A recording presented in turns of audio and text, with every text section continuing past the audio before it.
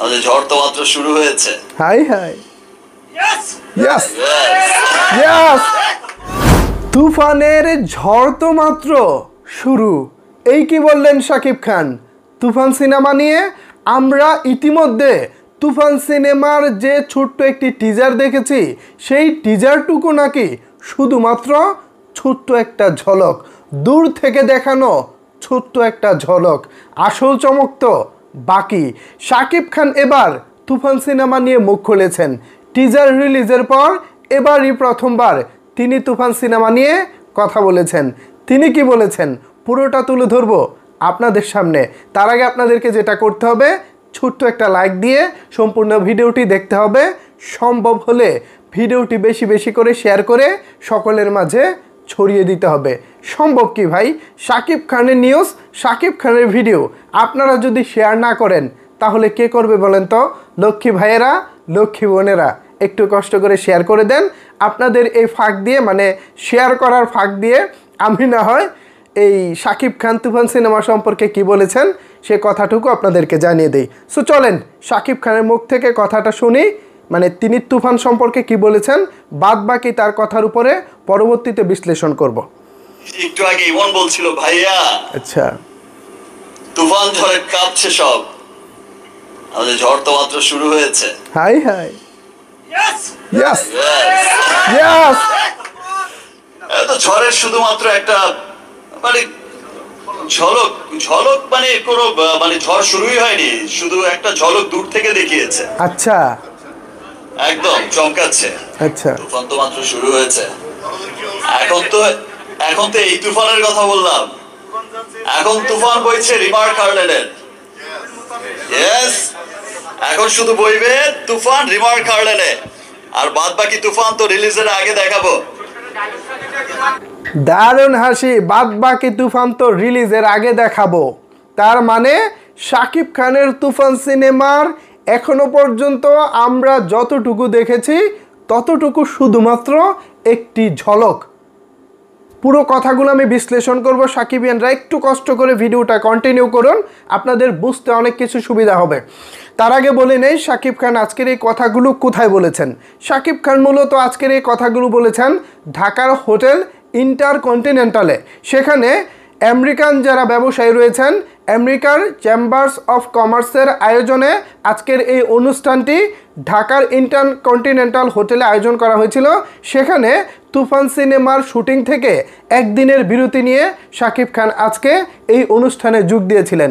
উক্ত অনুষ্ঠানে শাকিব খান বক্তৃতাকালে তার ব্যবসায়িক প্রতিষ্ঠান হার্লিন নিয়ে কথা বলেছেন। পাশাপাশি সাংবাদিকরা যখন স্লোগান দিয়েছেন ভাই তুফান সিনেমা নিয়ে কিছু বলেন, তখনই তিনি বলেছেন আমার ছোট ভাই, মানে চিত্রনায়ক ইমন বলতেছিল ভাই, ভাই নাকি কি বলতেছিল, ভাইয়া তুফান তো সারা দেশে ঝড় বয়ে দিয়েছে। শাকিব খান তখন একগাল হেসে বলেছেন এইটা তো ছিল শুধুমাত্র ছোট্ট একটা মানে চমক, ছোট্ট একটা চমক, দূর থেকে যে চমকটা দেখিয়েছে সেই চমকটা, আসল চমক তো সামনে বাকি। শাকিব খানের কথার মধ্যে যে কনফিডেন্স দেখেছি, শাকিব খানের কথার মধ্যে যে আত্মবিশ্বাস দেখেছি, এই আত্মবিশ্বাস তুফান সিনেমাকে নিয়ে আমাদের যে আশা প্রত্যাশা সেটা আরও বাড়িয়ে তুলতেছে। শাকিব খান তিনি তার এই সিনেমায় অভিনয় করেছেন, নর্মালি তিনি তার সিনেমা ভালো বলবেন, কিন্তু আমরা ইতিমধ্যে যেসব কন্টেন্ট দেখেছি, শুরুতে একটি এআই পোস্টার, তারপর একটি অফিসিয়াল পোস্টার, তারপর টিজার, আগুন লাগাই দিছে ভাই, একেবারে আগুন লাগাই দিছে। এরপর আজকে আরও একটি পোস্টার মিমি চক্রবর্তীর সাথে। প্রত্যেকটা কন্টেন্ট শাকিব খানের কথার তুলনায় অনেক অনেক বেশি ওজন ছিল। মানে শাকিব খান যতটুকু বলেছে মনে হয়েছে বাস্তবে তার থেকে বেশি পাচ্ছি। আমরা যেটা হয় নর্মালি ধরেন আমি কন্টেন্ট ক্রিয়েটর, ভিডিও বানাচ্ছি, কারণ আমার ভিডিওতে তো আমি ভালো বলবোই যে আমি ভালো ভিডিও বানাই, কিন্তু আসল প্রমাণটা পাওয়া যায় যখন আপনারা কমেন্ট করেন, তখন বোঝা যায় যে ভাই আমি কিছুই না, আমি জিরো। আপনারা যখন কমেন্ট করেন তখন তো অরিজিনাল রিয়াক্টটা পাওয়া যায় যে আসলে আমি কি, তখন আমি আপনাদের রিয়াক্ট দেখলে বুঝতে পারি যে ভাই আমি কিছুই না, আমি কোনো ভিডিওই বানাতে পারি না, জাস্ট এসে বগর বগর করি, কাজের কাজ কিছুই না। যাই হোক, ব্যক্তিগত পাবলিসিটি করে নিলাম। তো শাকিব খান তিনি তার যে স্বপ্নটা শেয়ার করেছেন, তুফান সিনেমার আসল যে ঝড় সেটা তিনি রিলিজের আগে দেখাবেন। তার মানে কি? তার মানে আরও বিশেষ কিছু চমক বাকি রয়েছে, যেটা শাকিব খান নিজের মুখে বলেছেন। সাকিবিয়ানরা এত এত চমক রাখবো কোথায়? কি সাকিবিয়ানরা, শাকিব খানের মুখ থেকে এই কথাগুলো শোনার পর আমি নিশ্চিতভাবে বলতে পারি আপনারা অনেক অনেক বেশি খুশি হয়েছেন, আপনারা অনেক অনেক বেশি হ্যাপি হয়েছেন।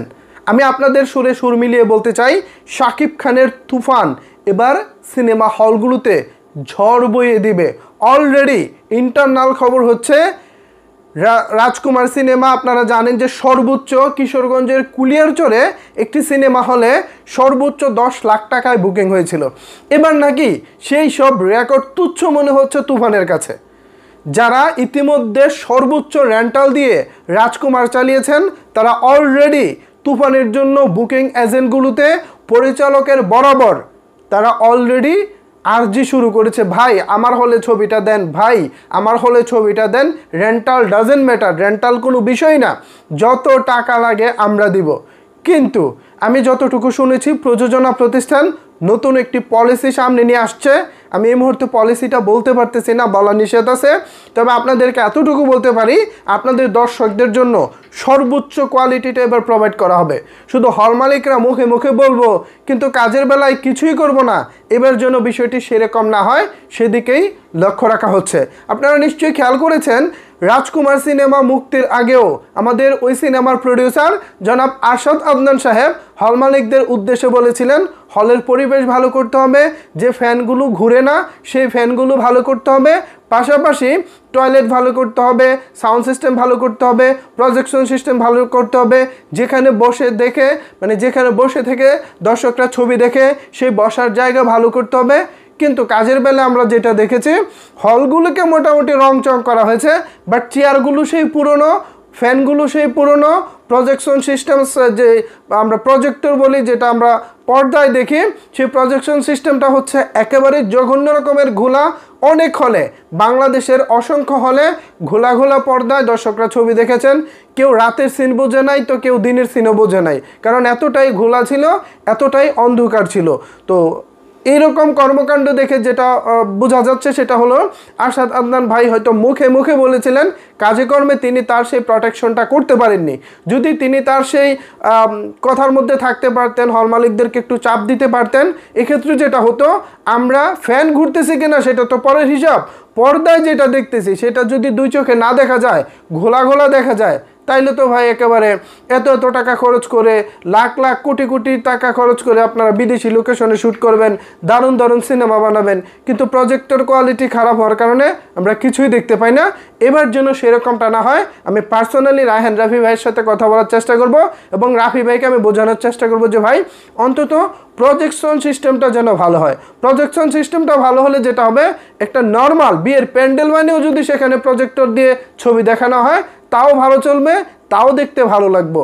কিন্তু যদি সেটা হলিউড কেন, পৃথিবীর সেরা জায়গা থেকেও আপনি শ্যুট করে আনেন, দামি সিনেমা বানান, কিন্তু প্রজেকশন সিস্টেম খারাপ হয়, সাউন্ড সিস্টেম খারাপ হয়, তাহলে তো জেলেও সেই কদই হবে। সো সেই জায়গা থেকে তারা নতুন একটি সিস্টেম চালু করতে চাচ্ছেন, সেটা আমি অন্য একটি ভিডিওতে বলবো পারমিশন পেলে। আপাতত শাকিব খান তুফান সিনেমা নিয়ে যে কথাগুলো বলেছেন, এই কথাগুলো শোনার পর আপনাদের কাছে কেমন লেগেছে চাইলে কিন্তু অবশ্যই সেটি নিচের কমেন্ট বক্সে জানাতে পারেন। ধন্যবাদ সবাইকে সম্পূর্ণ ভিডিওটি দেখার জন্য।